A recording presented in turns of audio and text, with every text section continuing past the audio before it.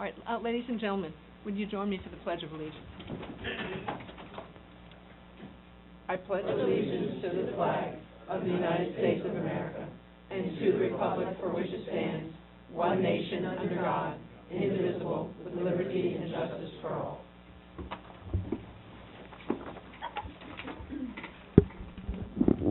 Thank you for joining us for our regular monthly voting meeting, and thank you to Ms. Mason, who is sitting here doing administrative stuff as well as serving as board secretary. So I appreciate your willingness to come up here. Could we start with roll call, please? Sure. Ms. Bates? Here. Mrs. Fryrick? Here. Ms. Leopold Sharp? Here. Mr. Posnow? Here. Mr. Robinson? Here. Mrs. Schrader? Here. Ms. Schaefer? Here. Mr. Toman? Thank you. And Ms. Bates is here electronically, as you must have figured out. I need to make a brief statement this evening, and based on new information that we've received at the district, I will not be reading the public correspondence that was mailed to the community yesterday, September 24th. Instead, the Board of School Directors will proceed this evening to accept the resignation of Dr. Merkel. As previously communicated, the Board will not respond to personnel questions or comments. All the information that we can provide has already been detailed in the letter that was shared yesterday and the one today, and that was my question, Mr. Irwine. There are copies of those letters in the foyer if you'd like copies of those two letters. The Board would urge our citizens not to make speculative comments about any specific employee. If you have a specific concern or complaint about a district employee, please send a letter to Ms. Mason, our board secretary, and she will see that the district investigates with counsel to determine if further investigation is needed. And then, because this is a monthly voting meeting, we have public comment at one time. It's at the beginning of the meeting. We invite you to step to the microphone.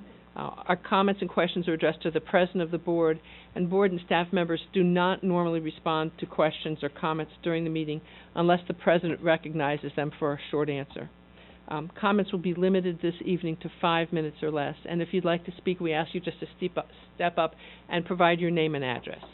Would anyone like to make comments at this point? Hearing no? Oh, absolutely. My name is Jill Bryant. I am 216 Greystone Road, York, PA. I'm here as a voice for the staff of the York Suburban School District. I call that the board investigates an independent investigation of the matters that have been happening over the past couple of years of bullying and oppression from the previous administration. And I urge you to interview every single staff member and ask them about the things that were done to them and how they were bullied or held back or tortured in any way from the previous administration. Thank you. Are there any other public comments? Seeing none, I'll move to the discussion and action on board minutes.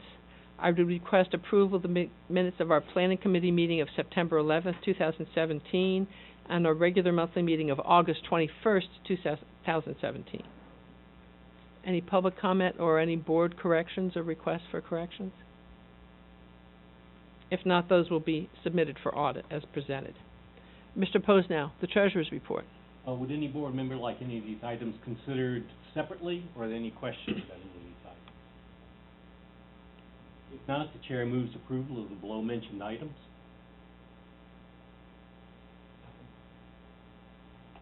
Any questions? Ms. Mason, could we have a short roll call for that? This will be considered a unanimous roll call vote unless I hear votes to the contrary. Hearing none, motion passes. Anything else, Mr. Posnow? Thank you. As board president, it's my responsibility to report several things to you. The board met following our regular monthly meeting of August 21st, 2017 in executive session as permitted by Section 707 of the Sunshine Act for the purpose of discussing matters of personnel. No official action was taken. The board also met on September 18th, 2017, in executive session as permitted by Section 707 of the Sunshine Act for the purpose of discussing matters of personnel. No official action was taken. And the board met prior to this evening's meeting, and I appreciate your patience, we ran a little bit late, also in executive session as permitted by Section 707 of the Sunshine Act for the purpose of discussing personnel matters. No official action was taken. And we will hereby move that the letter of resignation from the position of District Superintendent received from Dr. Michelle A. Merkel, dated September 25th, 2017, be accepted. I move that it be accepted. Is there any discussion? Ms. Mason, would you do a voice roll call for that, please? Sure. Posnow? Yes? Bates? Yes. Fryrick? Yes. Schrader? Yes. Schaefer? Yes. Robinson? Yes. Toman? Yes. Leopold Sharp? Yes. Yes. I'd just like to acknowledge and thank Dr. Merkel for her service to York Suburban and wish her well in the days ahead. Thank you. Thank you. Mrs. Schaefer. Are there any other comments? Let me move to item E. The board moved to accept the resignation of Scott M. Eden as a member of the Board of School Directors for the York Suburban School District, pursuant to his letter dated September 12th, 2017, and effective this evening, September 25th, 2017. So moved. Second. Any questions? Ms. Mason, could we have a voice vote for that as well? Toman? Yes. Schrader? Yes. Posnow? Yes. Schaefer? Yes. Fryrick? Yes. Bates? Yes. Leopold Sharp? Yes. Robinson? Yes. Thank you. Under state law, the board is now responsible for filling Mr. Toman's seat. We have a period of 30 days in which Mr. Eden's seat. Excuse me, Mr. Toman. No. Okay, we need a little levity. We have 30 days in which to do that, and so our intention would be to vote on a replacement at either our planning meeting, our next voting meeting, which is October 9th, or at our next monthly voting meeting, which is October 27th. And so I open the floor now. The board has had different manners of appointing people in the past, and I'll open this for discussion. Mrs. Schaefer. Given the task ahead with seeking a new superintendent, I took the liberty of discussing or approaching a former board member who has significant HR and managerial experience, and who would be willing to fulfill the remainder of this term, and that would be John DeHaas. So I just put that out there. I think at this point experience is going to be very important, especially with 3 veteran board members leaving the board in November. So I would just put that out there for board discussion. Mrs. Schrader. I would welcome that call. As one of the board members who's still going to be here, it would be helpful to have another experienced board member and somebody who is knowledgeable in the area of personnel and human resources. So I would welcome that. Mr. Posnow. I'm not opposed to that person, but I would like this to be an open process where it's done as a group and not us picking and appointing somebody. I would like to open it up to the community. Let me step in for just a moment for the public and explain how we did this. I believe the last 2 times. The selection of an appointed board member is always done in public session. The last couple of times that we've done this, we've invited members of the community to apply. They filled out a short application, answered a couple of questions, and then we spent an evening where each of the invitees sat with the board in public session. They made a personal statement. The board members asked them questions. They asked us questions. Mr. Posnow was appointed from that kind of a process, And some years ago, Ms. Bates, you participated in that as well, did you not? Correct. So, just for the public's information, that would be the alternative manner of doing this.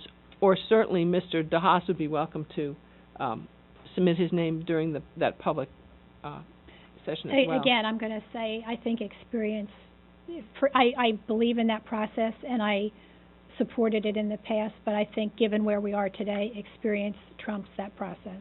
Okay.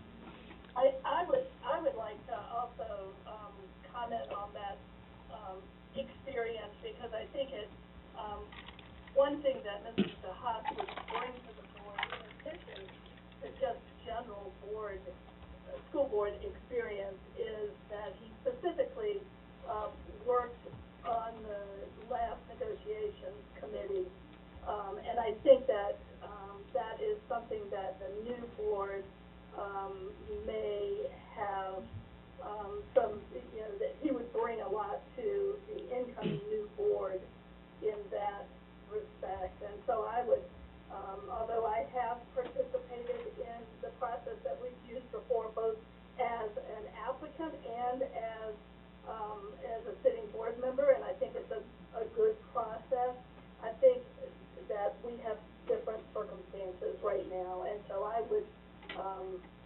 wouldn't mind changing our process. Thank you.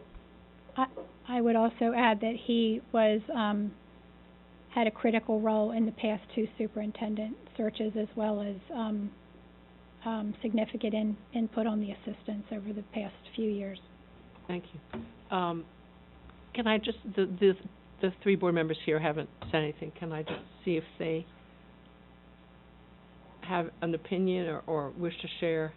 Yeah, given the circumstances, I'd be in favor of an appointment. I mean, I understand Mr. Posnell's point about the open process. Since we're so close to an election, it's going to change the complexion of the board. I think in this instance, an appointment would be equitable. Mrs. Fryrick? I understand all this, and I've worked many years with John on the board, but I would favor the open process like Mr. Posnell spoke about. Well, does one preclude the other? I guess it really doesn't. No, he'd be welcome to participate. Right, it wouldn't. It would, one would, Prolong the process. Mr. And I would just make clear, it's not openness versus not openness. It's a short process versus a longer process. Both of them would be open and both of them would be public. Yeah. Mr. Toman?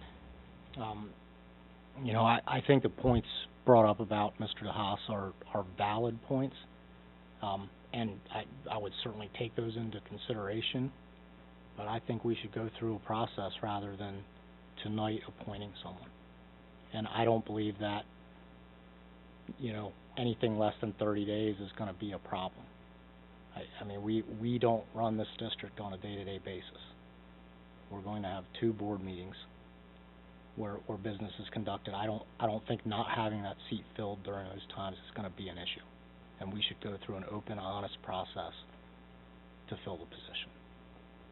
All right, so by my head count, including Ms. Bates, there would be 4 board members who would recommend that we appoint Mr. DeHaas, 3 board members who would recommend an open process, and I worked with almost 2 decades with Mr. DeHaas, and I respect him greatly, but I would also prefer an open process.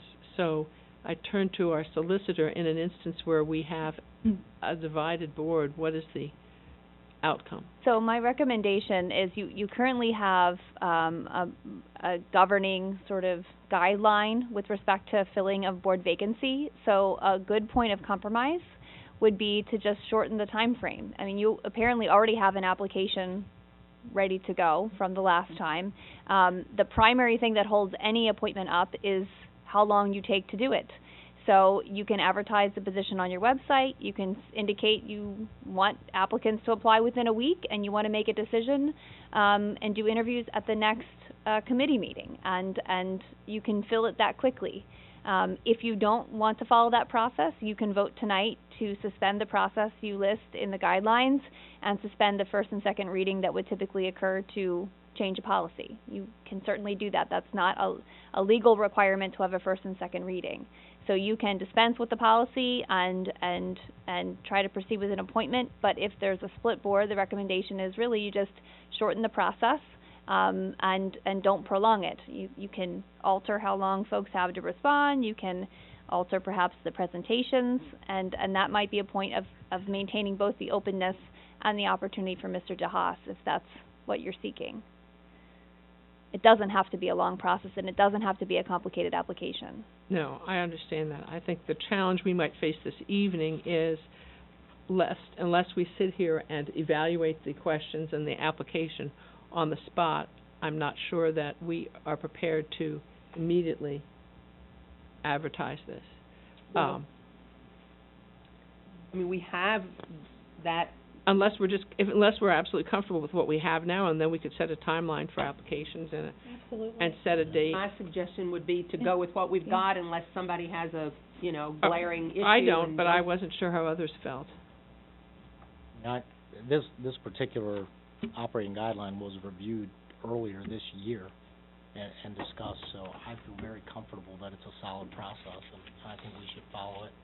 If we want to change any of the timing, I do like the suggestion. I think a week to get applications is more than fair, and if we were to go through this process at our next, our planning meeting in October or at a meeting before that, I would be comfortable with that. My recollection, for those of you remind me, the last time we did this it was a standalone meeting because weren't there 10 or 11 persons in your group? It took a period of time. I would be, unless, and Ms. Mason, the October planning meeting has some in-depth discussions, does it not? Isn't the capital project in that planning agenda for October? Yes. And Mr. Phillips might be here. I don't think it's reasonable for us to try to do it in the planning meeting. So I guess what I should ask my fellow board members is, I don't think we have to set the date in open meeting. We could perhaps set that after we've adjourned, and that would be included in the announcement on the website. Ms. Say, is that correct? Or do you think Yeah, all the information just needs to be public. So if you can essentially discuss a time frame now, the governance says that the timeline is established by the board president in consultation with the folks here. So if anyone has any concerns about when you want the cutoff for applications to be and when you would prefer the interviews to be, now would be the time to let the president know, and then she can set the timeline, and we'll put it up on the website. I heard 1 week mentioned. Lynn, Yeah. I would suggest that we just, if it means a long meeting for planning, it means a long meeting for planning, but I think given the Just do it. things that people are going through right now, an additional meeting might be a little cumbersome. Just go for it. if the rest of the board is comfortable with that? Yeah. That's 2 weeks. Right, well, that would be 2 weeks. And we could, and I believe that has been advertised as a voting meeting. Yes. So we could, in fact, if Ms. Say were here to swear in the new board member, we could vote that evening, could we not? Well, we could get, someone who can swear, and I can't provide the oath. Okay. But yes, we can get someone to swear them in that evening. I mean, you could do applications due by Wednesday if the meeting is the 9th. Is that accurate? You could have them due by the 4th, which would give people more than a full business week to respond, and you all the weekend to review any applications and proceed with those interviews. Does that schedule meet with your approval? Now, according to the applications will come in, someone has to review to make sure people are qualified that they meet the requirements of residency and all this other kind of stuff. Well, Ms. Mason will take care of that. Okay. I feel confident. All right, so then we will advertise on our website tomorrow. For those of you from the press, it'll be there tomorrow. We would encourage the public, if you're interested, to please consider joining us. And this appointment would be for a period of 2 years and 2 months. Mr. Eden's term ended November 13th of 2019, November 30th, 2019. So you would serve for the remainder of his term. All right. Thank you very much. Moving on, Ms. Mason to the administrative report. Okay,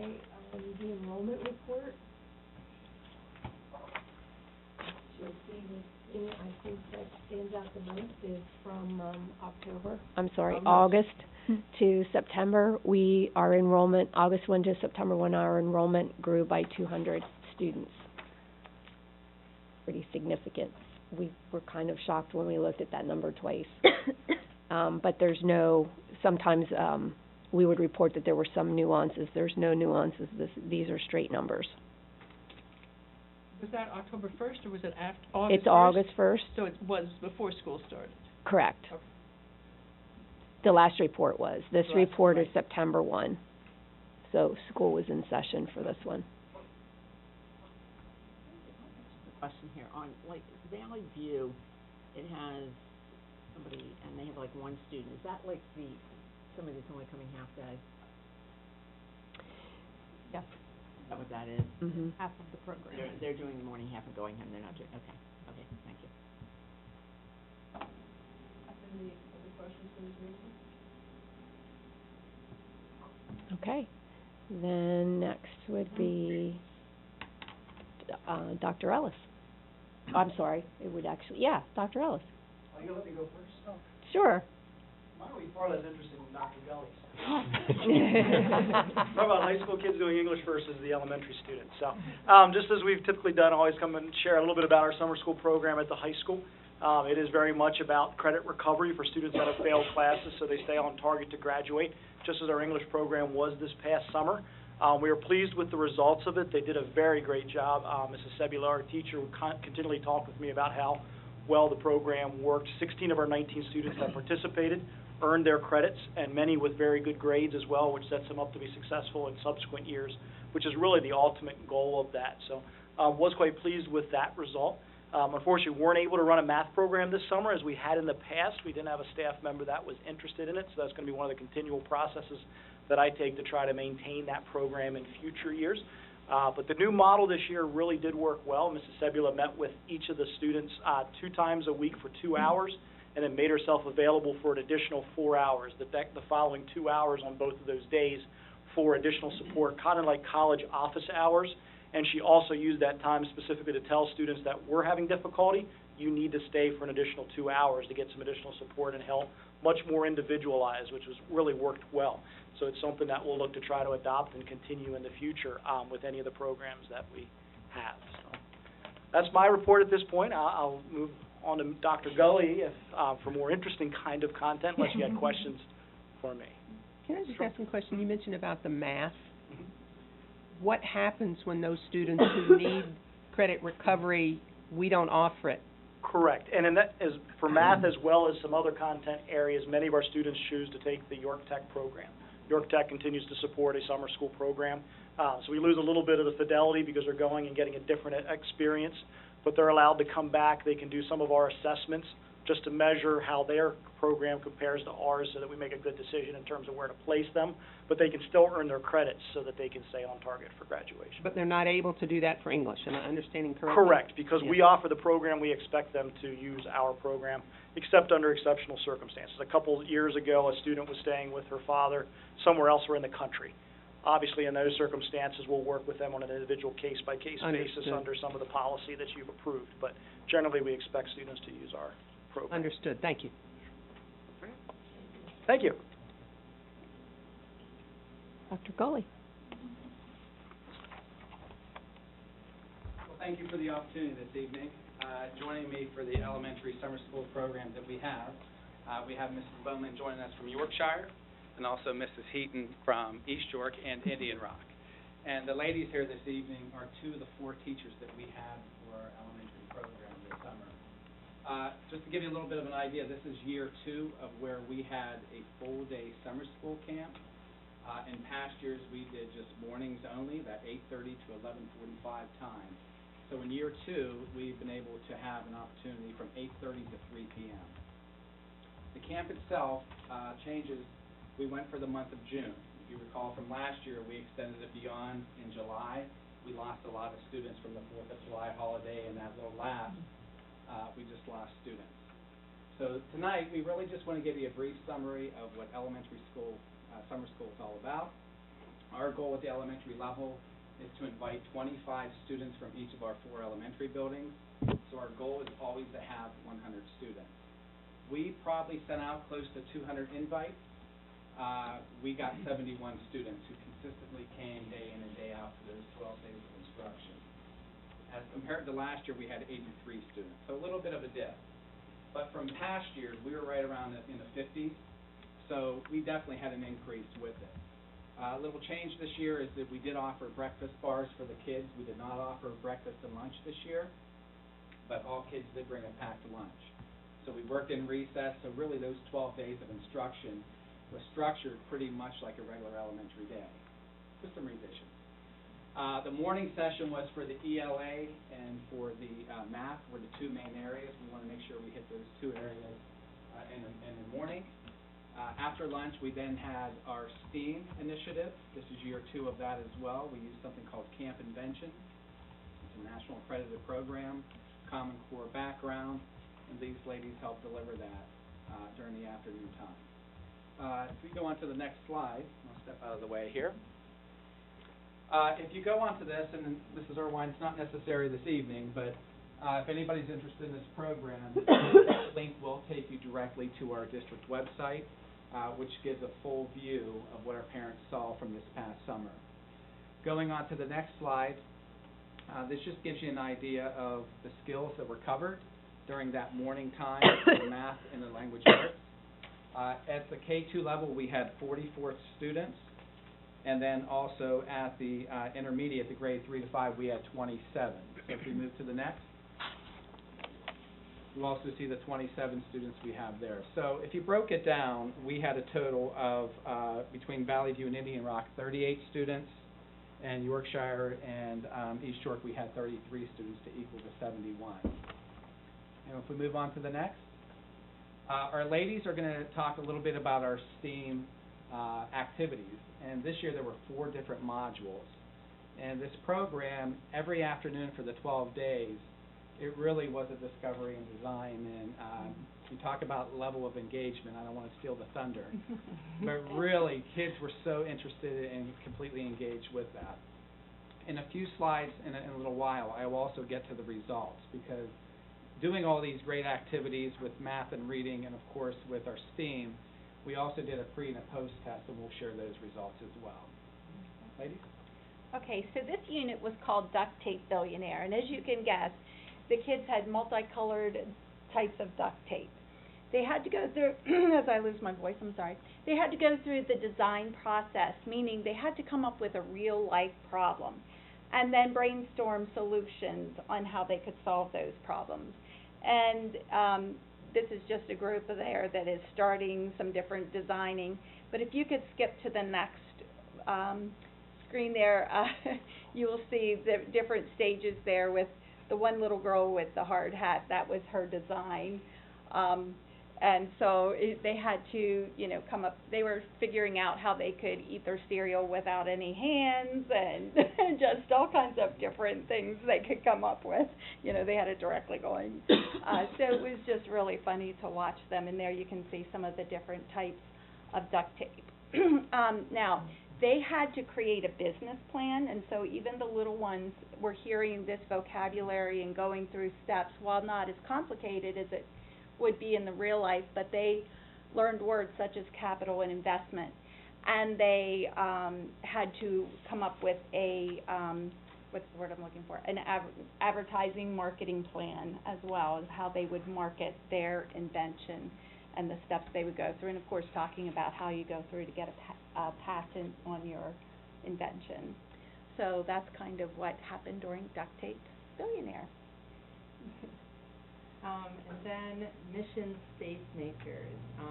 The kids had to actually build rockets and pretend that they were launching outside of our solar system to an exoplanet, something outside our solar system, where they were looking for a Goldilocks planet. And they were given all the criteria of these different planets, and they had to determine whether or not they were looking at a Goldilocks planet or not. And it was interesting for me as well that every planet that they were given was actually a Goldilocks planet, even if the temperature was 300 degrees. That was still within consideration. So if you want to switch to the next slide. So they had to sustain plant life, design things that would go on the planet, anything that you can imagine that you would need if you were at NASA, they were creating right here. The picture in the middle shows one of our teen volunteers. We were really successful with this program because we had kids from the community coming in and helping the students. So we were there with them. It was this big all-learning experience. So there's kids of different ages helping each other, and then the older kids are helping as well. So it was a lot of fun. You can see different machines. And then we were transformed back in time to the fairy tale land in medieval times. And so the kids had to enter through the castle, through the drawbridge. And so they created castles. We read fairy tales and fractured fairy tales and talked about all those parts of a fairy tale, which you wouldn't think the boys would be interested in, but really they were. You should have seen them. It was so funny. But anyway, so then they had to apply a lot of the design principles, and they had to learn a lot about simple machines. They used a pulley to get their flag to the top of their castle. They learned about levers and catapults because on the second day it snowed, and they actually got to have a snowball battle. They were these little, very soft puffball things, and they had to try to catapult their snowball over towards the other team's castle. They also learned about gears and different types of energy when they created a bubble blaster. And finally, we also were rocketing because they built rockets out of 2-liter bottles and water bottles, and we put different levels of water, so they were experimenting with, which one makes it go further. If you have more water, more air, trying to get that just right mix to see, because they'd fill their bottle with some water and then fill it the rest of the way with air, and then launch them, and then we would see how far they went. So it was a really great activity to get them thinking about, oh, well, that one went further and it had more water than mine, and so that was a great activity as well. Oh, I'm sorry, that's just the second one on mine. So they're designing something. And this is actually, not only does it have these 4 units, this is actually a challenge, a STEM challenge. The kids had to have 3 balloons and 3 items from the recycling, and they had to see who could build the tallest structure that would stand. They could have duct tape, 3 balloons, 3 items, but it had to stand up. If your structure fell over, then, it was only as tall as the balloon. So, and we had one that stood up taller than the student who built it, so that was pretty cool. This is Operation Keep Out. They were taking, if you remember last year, we had a module as well where they were taking apart electronics and using, it's very difficult for me at first, as a first grade teacher, to have kids using wire cutters when I have them with safety scissors, So all kinds of things that they're taking apart electronics and rewiring them. But they were building an alarm box. And if you go to the next page, I can show you a little bit about what it looked like. So they had this alarm box where they had to close the circuit. It had an audio alarm that went with it, but it also had a light that would light up by closing that circuit. So they were building that, and then once they finished this process of their alarm box, where they could keep treasures in it and hide them from family members, then they could invent other types of spy gear, types of things that you might use, and they could have done this the entire summer for how much fun they had doing that. Enjoyed that. And again, if you take a look at some of our fast facts of what we have, again, just the enrollment of what we had from last year as compared to this year, the attendance was very high.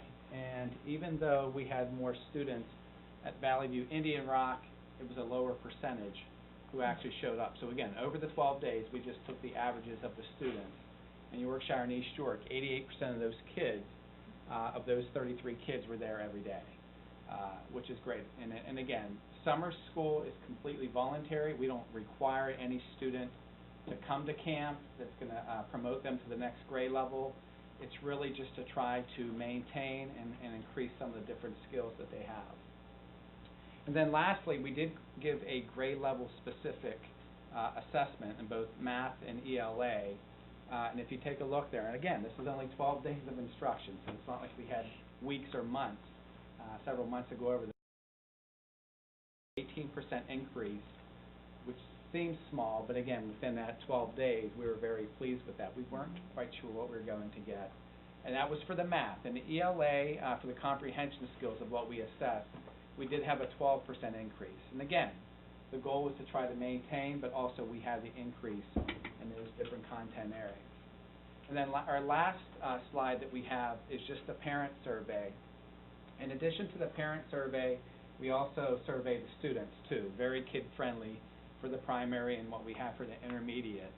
But there's such a high level of support, I guess is the best way to put it. But when we rated the parents, the overall effectiveness of summer school, 92% is what it was. Surprisingly, some of the concerns was pickup or drop-off. It really wasn't about, and we tried to refine that process, and these are the things that we always consider, but that's where we got a few comments, well, that they should use the side of the building or whatever the case might be, but still very positive at 92%. Number two, summer school, the length of it. Most are saying the reason why we missed that 13% is because it's not longer. They want it longer than 3 weeks or the 12 days. For some of the kids, number three, 84% did express an interest. We thought that'd be a little higher, but what we found is sometimes getting kids out of bed over the summer and an option to go to the pool or something else. But 84%, and then also the content of what we delivered, 92% were very satisfied with content being meaningful, engaging. And then lastly, if we were to offer summer school again, 91% of our parents said they would love to have their kids back. So at this time, any comments, questions about elementary summer school? Do you see from the time that they finish school, improve a little bit, so they start again in August, or the fact that they start so early in August? It's always the question, do we start early or do we do it later, even into August? What we found is not so much of a lag because of getting out at the end of May. We started 2 weeks later in June. It was June 12th when we started. So we didn't see that lapse or that regression from the students. And again, jump in teachers, but we really felt kids because we used their reading assessments, their end of the year benchmarks. We had a lot of data, so our groupings of students, when we put them in different groups, they were pretty spot on. So they were where they needed to be. Do you have any way of measuring from the time camp was over until school began? We did not. We did not.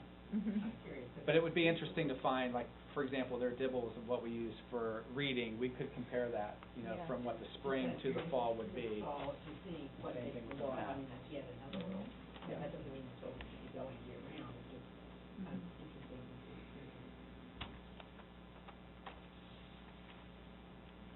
Any other questions? Thank you. Dr. Gully?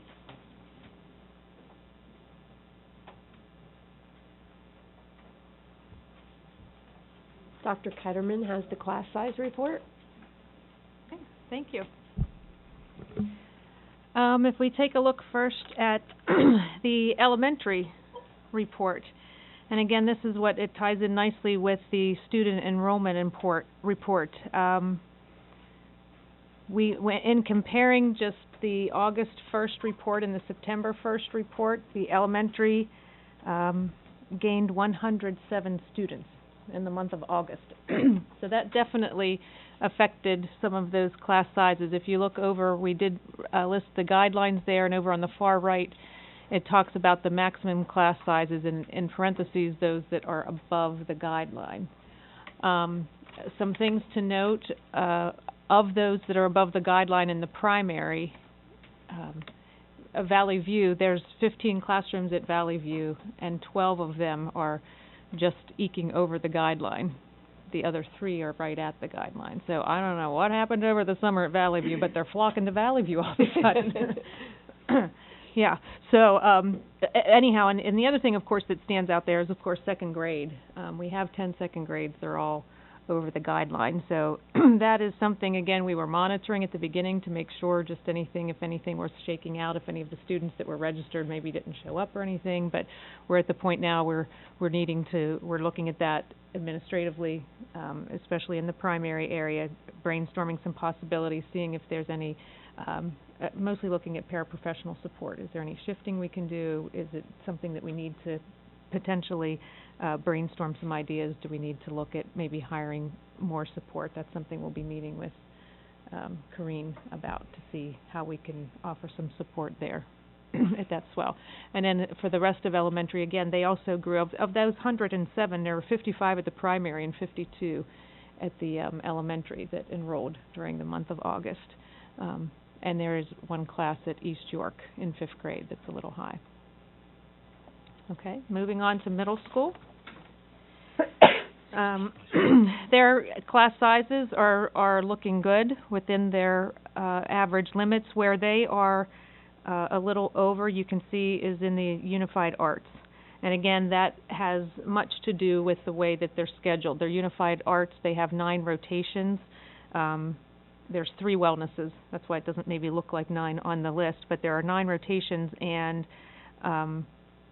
the Unified Arts meet in a double block.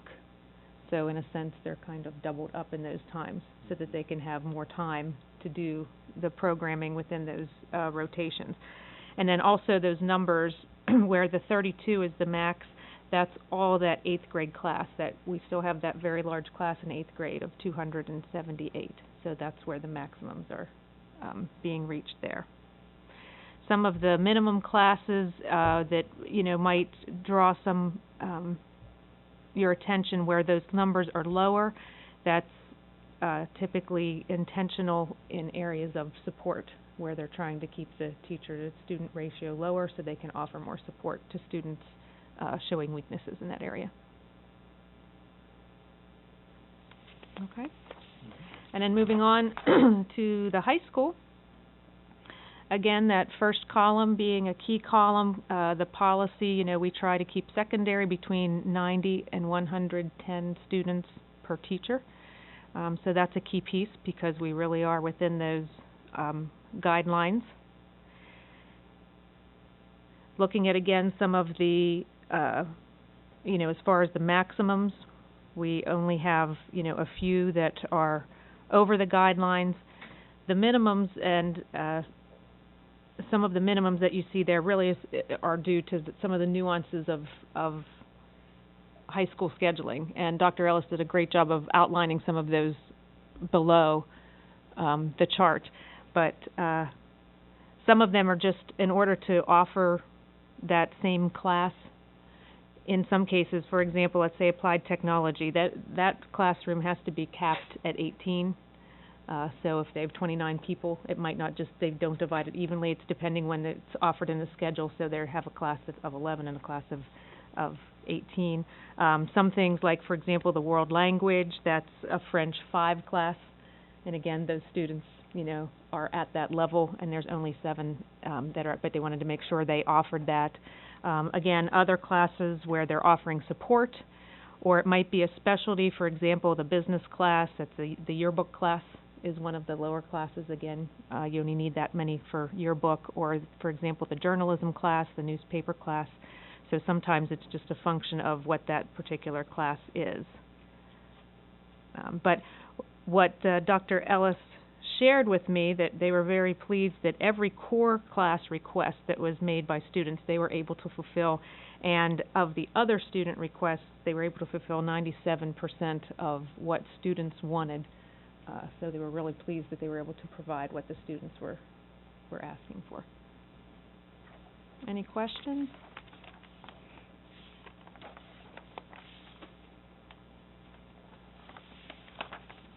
Thank you.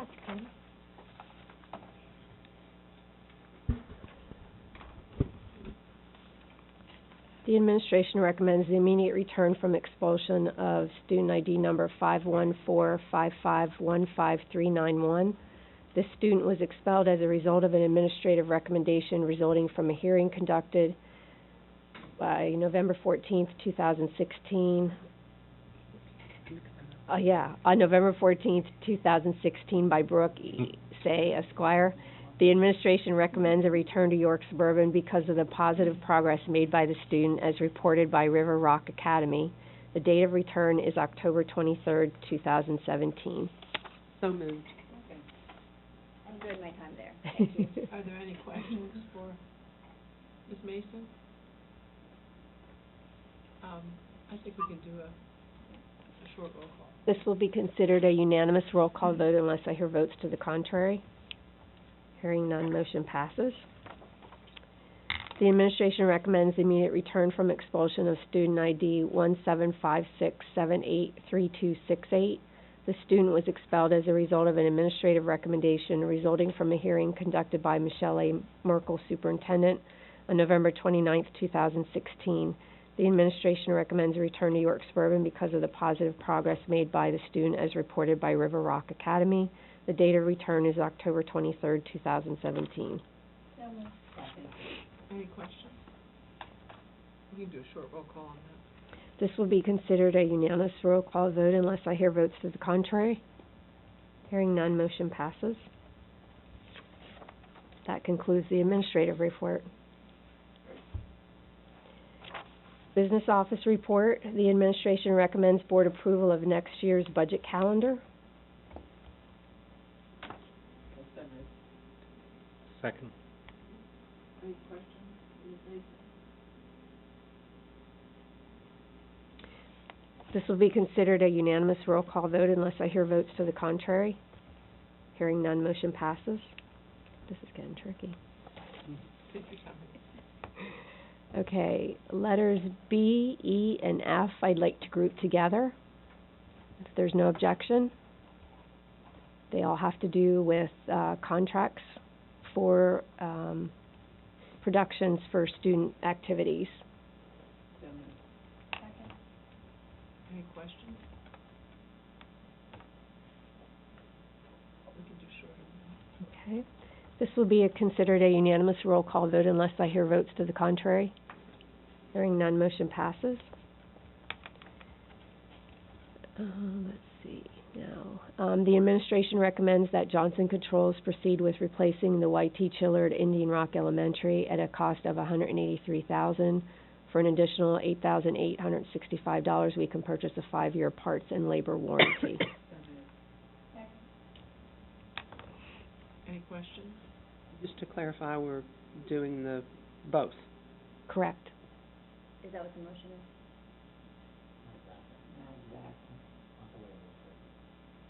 I'm just clarifying for those who moved and seconded what they're moving and seconding. I moved the whole thing, both Both parts? Excellent, so then that's the entire vote. Okay. We can do that on a short roll call. Okay. This will be considered a unanimous roll call vote unless I hear votes to the contrary. Hearing none, motion passes. The administration recommends board approval of the agreement with the Lincoln Intermediate Unit for Title I non-public programs and services for a sum of $5,145. This would be for services for the students attending St. Joseph's School of York.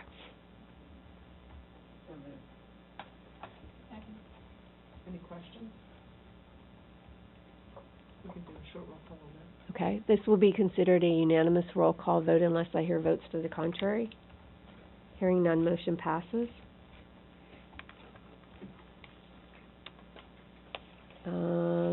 Informational, you see the donation in the amount of $2,102.49 from the York Suburban Middle School PSO for 3 UltraFit TPR resistance tubing stations. And any questions on the food service sales activity report?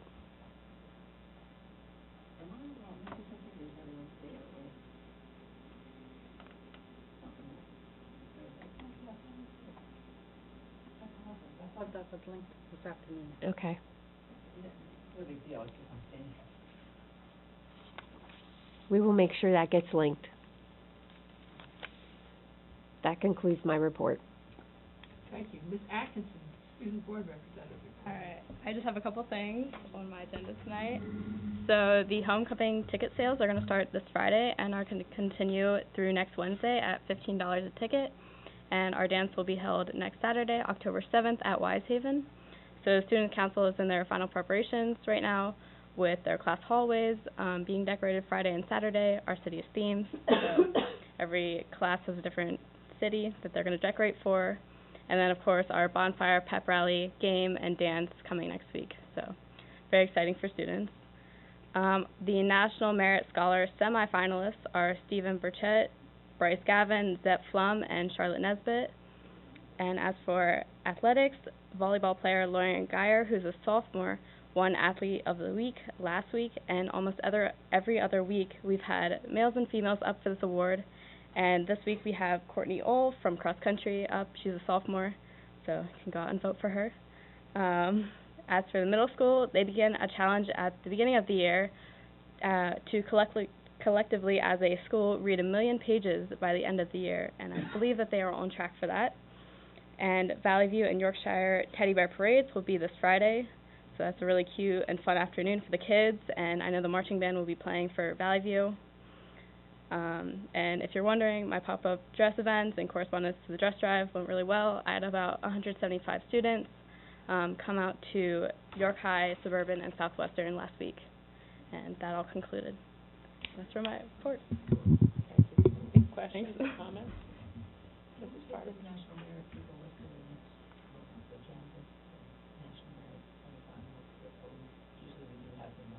We're inviting them. Yeah.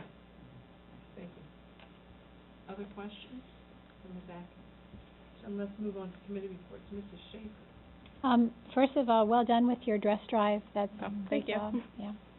I really don't have much to add because I just have the pleasure of following the student board report, which is usually very comprehensive. So I would just encourage you to click on those links for a few little maybe additional tidbits. But thank you. That's it. Thank you. Mrs. Breyer, facilities?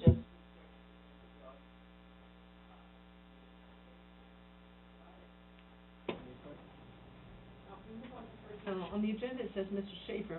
Ms. Bates, would you like to do personnel long distance, or would you prefer Mrs. Schaefer to do it? I'm happy to do it. Thank you for this is a consent agenda.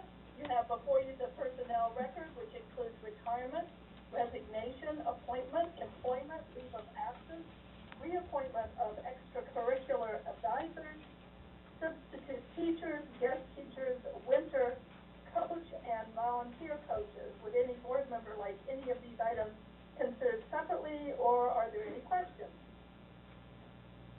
I don't see any. Hearing none, the chair moves approval of the below mentioned items. Second. We can do a short roll call on this, Ms. Nancy. This will be considered a unanimous roll call vote unless I hear votes to the contrary. Hearing none, motion passes. Thank you. That concludes my report. Does anyone on the board want to say anything about some of these longtime staff members?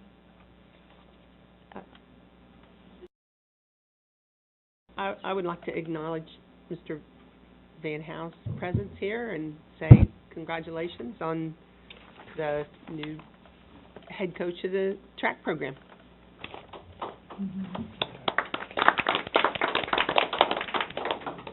I would also like to provide a little bit of background for Gail Rudisill, who will be leaving. Gail actually started out in the East York cafeteria as a part-time cafeteria person. She also then moved to middle school in the cafeteria. She left us for a little while to work in the city, and then she returned to her position at East York to work in our office. Gail is ready to spend more time with her family, especially her grandchildren, and she's looking forward to doing more gardening and decorating. We wish Gail well. Mrs. Schaefer. I'll just comment on Gail. She actually came when my girls were there shortly after another long time administrative assistant at East York, and I'll say the same thing about Gail that I said to Mrs. Snell, her predecessor. I don't know how much they pay you, but it's not enough. So I think that goes a long way for many of those administrative assistants, especially at the elementary level. So I wasn't on the board at that time, so I wasn't as aware of the finances at that time with that comment.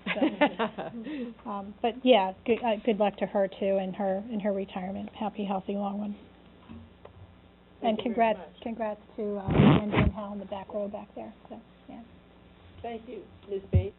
Robinson, the legislative liaison report. Well, you have the recommended slate of candidates for the, leadership election.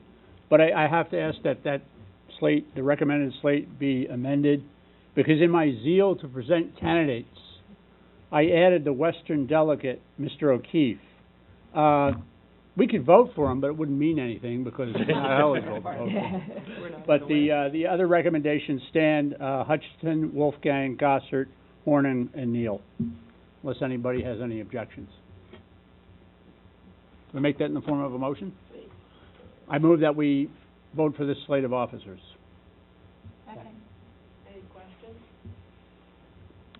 That can be a short roll call, Ms. Mason. This will be considered a unanimous roll call vote unless I hear votes to the contrary. Hearing none, motion passes. That concludes my report. Thank you. Thank you very much.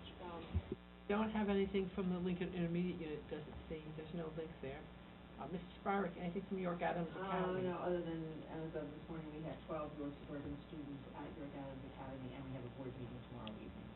Thank you. Thank you. Ms. Mason, the Tax Bureau? No report. Mrs. Schrader, York High School Technology. Yes, I have a meeting, on Thursday night. So you'll talk to us after that. I'll let you know what happens. Recognition of visitors. Anyone who wants to recognize someone who's here? If not, we do have a board and committee meeting schedule, and I believe there may be a couple of committee meetings that have been canceled, Ms. Mason. Correct. We had talked about not having committee meetings during this particular part of the fall with board members involved in a number of other efforts. So can you share with us? The October 4th Personnel Committee meeting is canceled, and the October 17th Communications meeting is canceled. Okay. So then the board meets again on the 9th, so both facilities and finance will follow our next board meeting. Okay. Any questions? And those meetings are open to the public if any of you wish to join us. We have one more time at the end of our meeting now where the public is invited to address the board. If you have questions or concerns, we invite you to step up to the mic. Hearing none, then I will adjourn this meeting. The board is scheduled to meet in executive session following the meeting. Why don't we say 5 minutes?